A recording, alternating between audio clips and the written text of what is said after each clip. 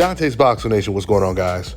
So the third fight between Canelo Alvarez and Gennady Golovkin is going down this weekend. Gennady Golovkin, he's going into this fight as the 40-year-old underdog.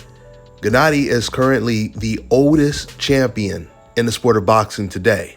Despite Golovkin's age, many people expect Golovkin to give Canelo Alvarez a tough fight. Canelo just recently said that this will be a hard fight. Then he talked about the possibility of losing to Golovkin in this fight. People always gonna talk. Always gonna talk. If he wins, oh, they're gonna be happy, right? If he loses, he's gonna, oh, he's 40 years old, and this and that. But I don't give a shit about that. I always worry about how I train, how would I train, and just fight the best. Well, Canelo Alvarez is right about one thing. If he wins this fight, people will say, but he was 40 years old. But that's Canelo Alvarez's fault that people will be saying this, because Canelo Alvarez, he could have fought Golovkin a third time like 4 years ago. He also could have fought Gennady Golovkin 2 years earlier than he did the first time they fought. Remember, it wasn't that long ago that Canelo Alvarez actually vacated his belt when Gennady Golovkin became his mandatory. Golovkin had been calling him out for 2 years. Canelo vacated the belt.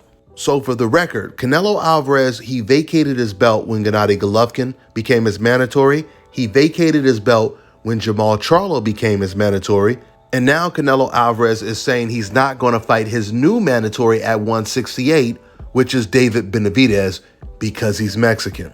At least that's Canelo Alvarez's new excuse. Because we all know if Canelo's mandatory was Chavez Jr., Alfredo Angulo, Victor Ortiz, Josito Lopez, he would have fought those guys. Why? Because Canelo, he's already fought those guys. And what do they all have in common with fighters like David Benavidez? They're all Mexican.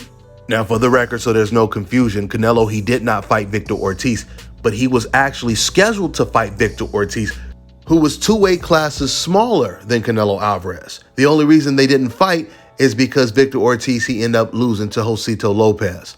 Lopez pulled off the upset, and then Canelo, he had Lopez move up 2 weight classes to fight him at 154. So Canelo Alvarez, he sees a hard fight when it comes to Gennady Golovkin. We really don't know what to expect when someone is 40 years old. But there's no doubt about it, because of Triple G's age, there is more pressure on Canelo Alvarez to go in there and dominate this fight. This is one thing that Canelo Alvarez has not done in the first 2 fights. Both of those fights ended in controversy. The majority of fans, they believe that Gennady Golovkin, he won both of those fights. So even if Golovkin wasn't 40 years old, just the controversy of the first 2 fights puts a lot of pressure on Canelo Alvarez to win this fight decisively with no controversy. We'll see if he can do it on Saturday. But assuming Canelo Alvarez gets past Gennady Golovkin, the road gets much tougher for Canelo Alvarez, because the networks, they are only going to be offering Canelo Alvarez big fights. Canelo Alvarez, he's a free agent right now, and nobody wants to pay Canelo Alvarez to fight an Avni Yildirim. This is how Canelo Alvarez got himself in this situation where he was forced to take the toughest fight that he's taken in the last 4 years of his career. He had only 2 options on the table, which is to fight Bivol and Golovkin or Jermall Charlo and Errol Spence, which actually Canelo Alvarez was offered more money to take the Jermall Charlo and Errol Spence fight. He decided to go with the Bivol fight. Now Canelo Alvarez, he has David Benavidez problems, and he has Jermall Charlo problems. The reason why I call it problems, because the networks, they are going to come back to the negotiation table and present these fights to Canelo Alvarez again. And once again, Canelo Alvarez, eventually, he's going to have to either fight David Benavidez or vacate the WBC title. And then you have Demetrius Andrade, who can become Canelo Alvarez's mandatory really soon, because Demetrius Andrade, he's moving up to 168, and because he was the WBO champion in the middleweight division, he's automatically in position, or maybe I should say he's going to have to fight against the #1 contender, Zach Parker. Assuming he gets past Zach Parker, he becomes Canelo Alvarez's mandatory as well.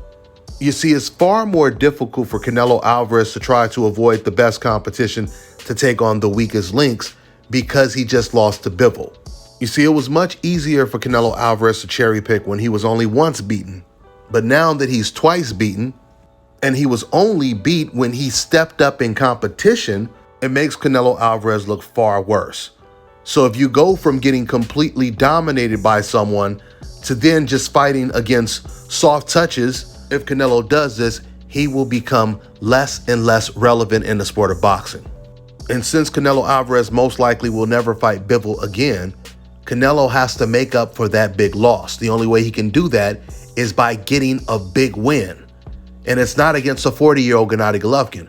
So things are definitely getting really, really interesting when it comes to Canelo Alvarez and what he's going to decide to do, assuming he gets past Gennady Golovkin, which is no guarantee. Let's see how it plays out. That's all I got for now, guys. I'm on to the next one.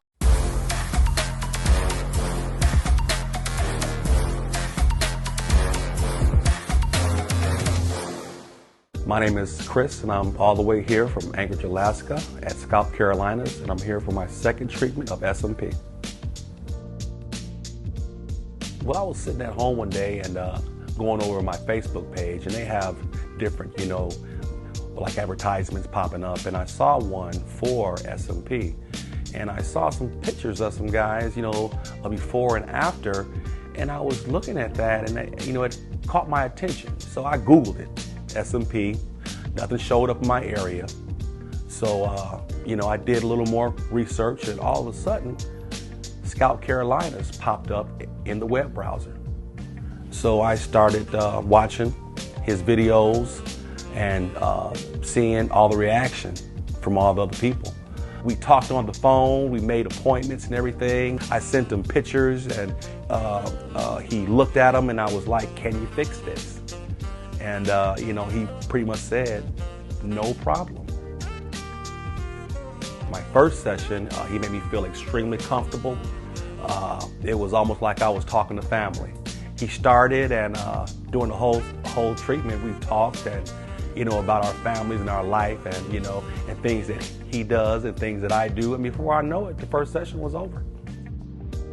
When you see someone doing something that they love, as much as I see Enoch Glover love what he does, it shows in his work. I wouldn't point anyone in any other direction but here to North Carolina, ScalpCarolinas, to get this done.